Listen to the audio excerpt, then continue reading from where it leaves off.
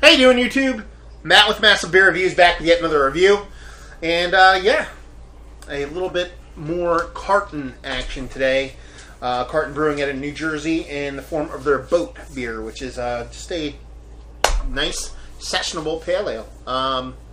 Got a bunch of Carton stuff dropped off to me a week or two ago, and I've been working through them. And, yeah, this is the last of the reviews of the stuff that I just got. So hopefully I'll get some more, because kind of dug their stuff so far. As far as what it says on this can, it says drink off the beaten craft. Wah, wah. Boat Session Ale, 4.2% alcohol by volume, 35 IBU, Carton Brewing.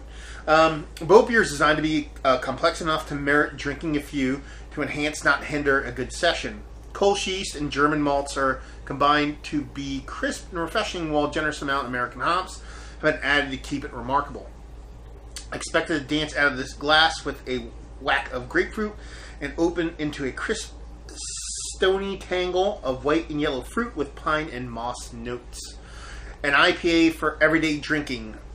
Drink boat beer when you are thirsty from softball fishing or explaining why your team is the best. And that's pretty much it. You know, label-wise, Carton stuff is cool. I dig the whole branding thing. Side note, infuriating website. Please fix your website. I understand what you're trying to do with it, but it's just very, very frustrating to navigate. But yeah, label-wise, I mean, it's cool. You can see it's just, you know, how it's laid out. I mean, it's cans, so cans are cool because you can get a bunch of stuff on there, but everything about it, dig it. So there you go. Yeah, so let's see what this sucker has to offer. Nice little session ale to start off a little review session today. Let's see what she has to offer.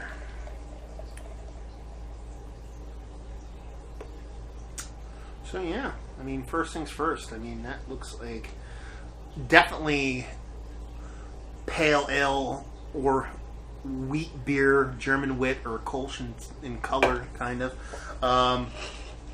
That kind of murky, hazy, lemony looking body to it.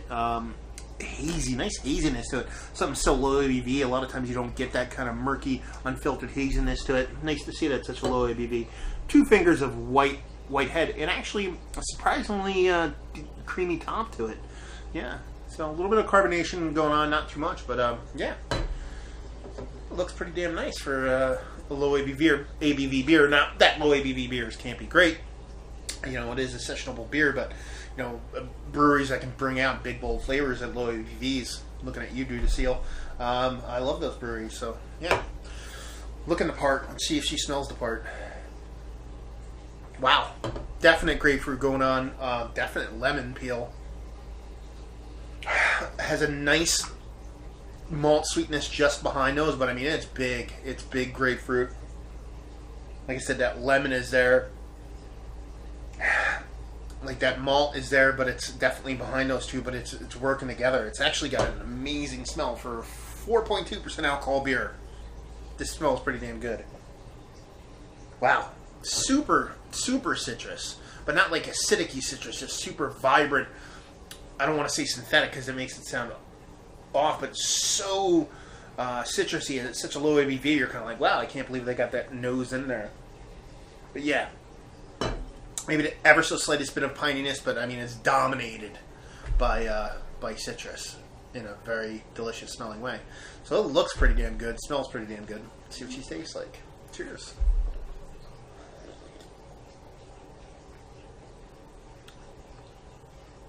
Well, I'll tell you what. That's pretty damn good beer.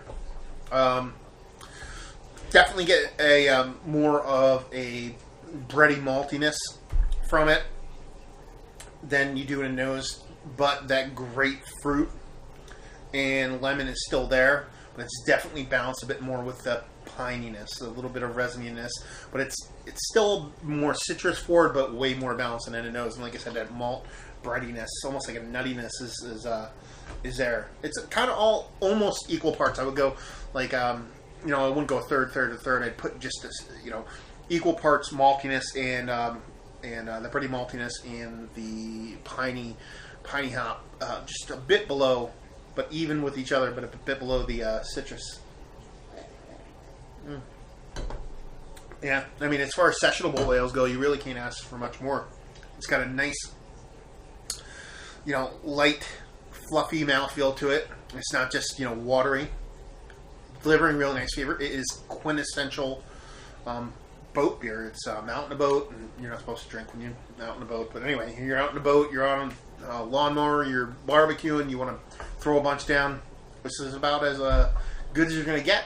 It's definitely, for me, if I'm reaching for a beer for a session, like a barbecue or something, I'm almost always going to reach first for a German wit. Belgian wit, just something nice wheat beer, just gives me enough flavor, enough pop to make me enjoy the beer, but at the same time it's not going to crush me under its heavy boot of ABV.